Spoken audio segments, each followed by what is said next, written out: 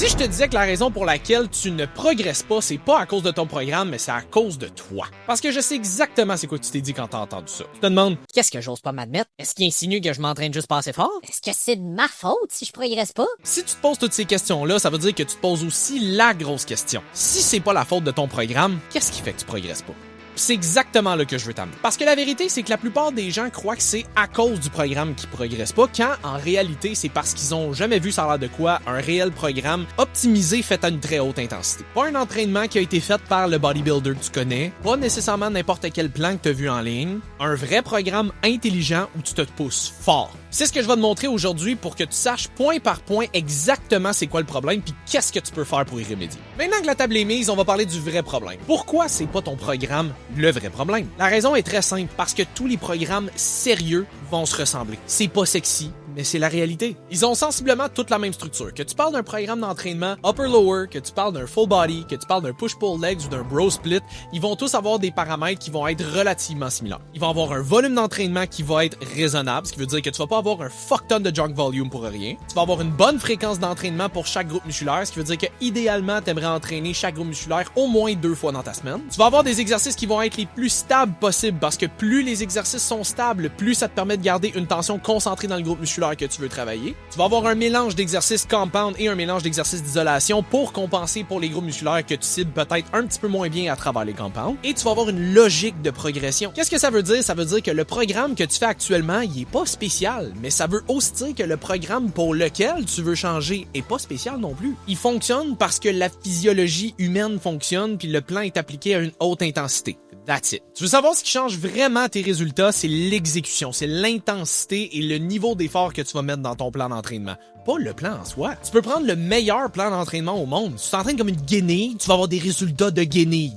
Comme tu peux prendre un plan d'entraînement qui est relativement basic sur papier, mais si tu t'entraînes comme un esti déchaîné, tu vas avoir des résultats d'esti déchaîné. Le programme met la table, mais c'est toi qui décides si tu manges. Changer de programme règle rarement le problème, mais c'est là que beaucoup de gens vont se tromper. Quand tu changes de programme parce que tu penses que tu as plafonné, tu penses que tu vas régler quelque chose, mais ultimement, tu fais juste remettre le compteur à zéro. Tu te donnes l'impression de progresser quand tu changes de plan. Pourquoi? Parce que comme tu recommences à zéro avec un nouveau programme, tu retrouves certaines progression relativement rapidement au début. En soi, t'as pas progressé, t'as juste créé les adaptations neurologiques qui viennent avec le fait que t'as fait des nouveaux exercices. Ultimement, ça fait juste mettre un band-aid sur ton bobo, t'as pas réglé le problème. La plupart des gens ont jamais vraiment poussé un programme d'entraînement super fort jusqu'au bout, pis ça c'est le bout où personne veut se l'admettre. La majorité des plateaux arrivent pas nécessairement parce que t'es arrivé à la limite du programme, c'est arrivé parce que toi, t'es arrivé à ta limite de l'inconfort. T'as pas maximisé ton programme, t'as juste arrêté avant que les gains réels commencent à arriver parce que toi, t'étais tanné de pousser plus loin. Tu peux pas dire que le programme fonctionne pas si toi, tu t'es pas vraiment donné dans le programme non plus.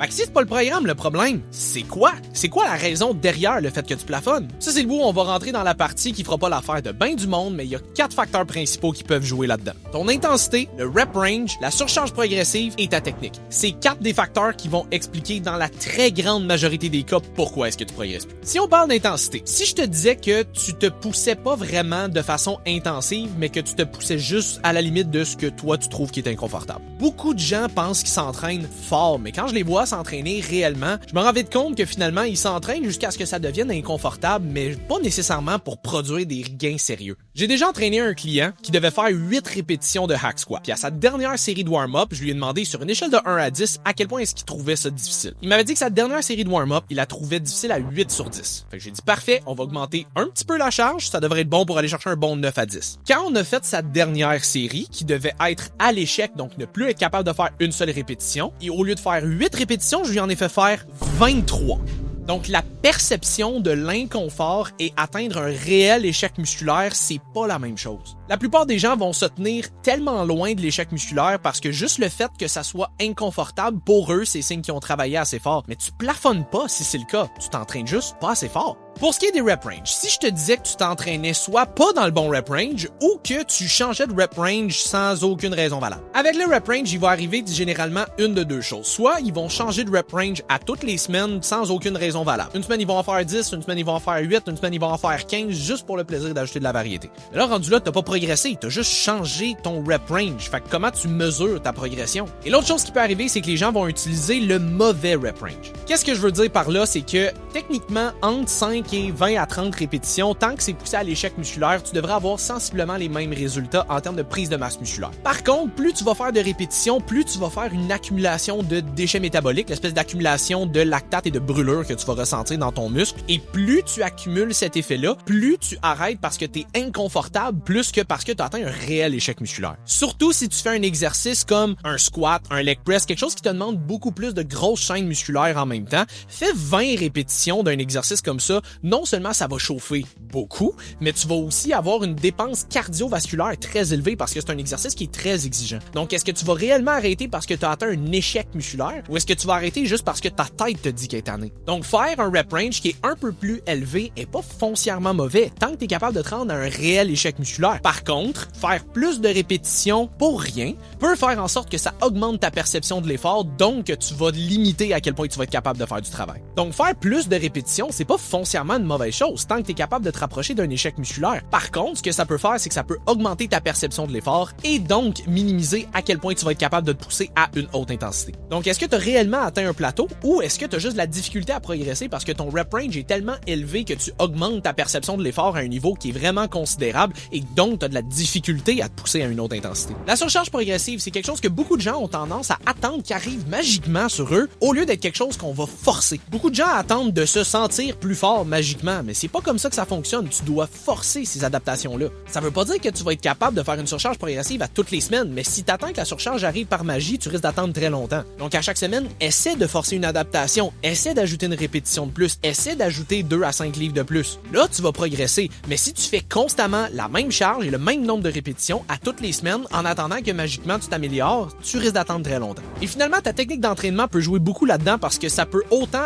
être un facteur qui va contribuer à tes gains comme un facteur qui va les limiter. Beaucoup de gens n'ont pas nécessairement une mauvaise technique, c'est juste qu'ils vont avoir une technique qui va faire en sorte qu'ils vont éviter de travailler le plus fort qu'ils pourraient. Exemple, tu veux faire du hack squat et tu arrêtes avec les genoux à 90 au lieu de descendre ass to grass. Exemple, tu veux faire du bench, tu descends juste la moitié du mouvement, c'est majoritairement tes triceps qui travaillent au lieu du chest. La technique, c'est pas juste pour bien paraître ou même pour minimiser les risques de blessures, c'est aussi une façon de maximiser le recrutement du muscle que tu veux travailler. Si à chaque fois que tu fais ton mouvement, tu trouves une façon de le tricher, tu limites aussi par le fait même les progrès que tu vas être capable de faire. Fait que comment corriger tout ça? On va regarder les méthodes concrètes que tu peux commencer à appliquer dès aujourd'hui pour le tester toi-même. Pour l'intensité, tu veux savoir si tu t'entraînes assez fort, fais ce test-là. Prends un exercice qui est le plus stable possible pour minimiser les risques de compensation et ou de blessure.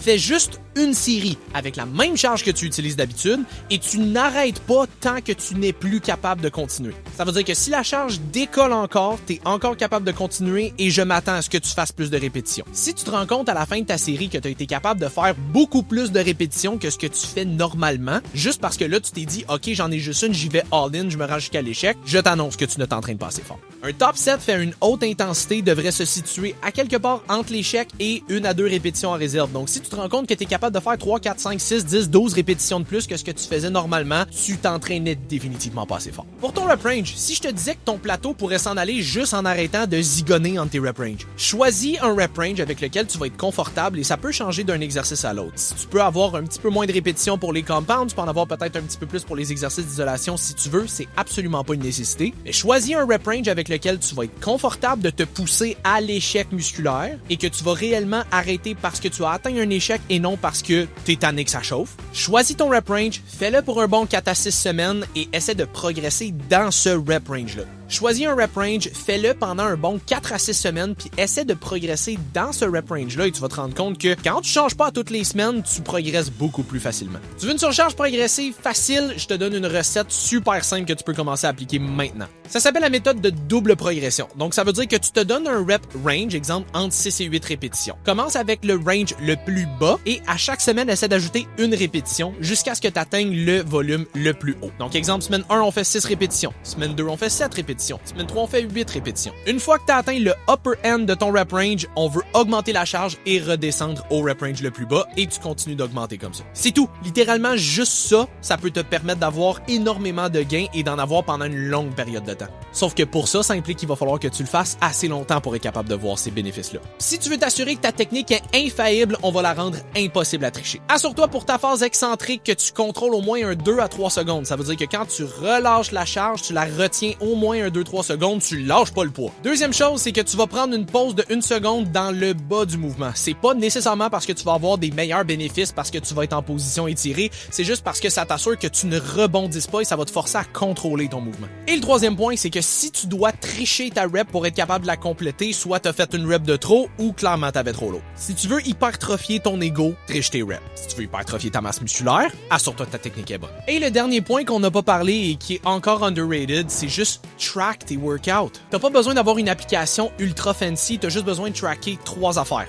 Tes exercices, le nombre de répétitions et la charge que tu utilises. C'est pas quelque chose qui prend beaucoup de temps, puis c'est quelque chose qui peut t'assurer que de semaine en semaine, tu vas être capable de voir une progression qui est un petit peu plus linéaire, puis ça va te permettre de voir qu'est-ce que tu as fait la semaine dernière et qu'est-ce que je devrais faire cette semaine pour progresser. Si tu fais ça, tu laisses plus tes entraînements à la chance, ça devient plus aléatoire, ça devient stratégique. Fait qu'avant de considérer changer ton programme, considère changer ton attitude face à tes workouts. Parce que t'es probablement beaucoup moins loin que tu penses d'avoir des résultats, il faut juste que tu changes ton intensité et comment tu vas approcher tes entraînements. Si jamais t'as aimé ce genre de vidéo-là, laisse-moi le savoir en commentaire puis abonne-toi à la chaîne pour t'assurer de manquer aucune vidéo, puis on se revoit pour une prochaine très bientôt.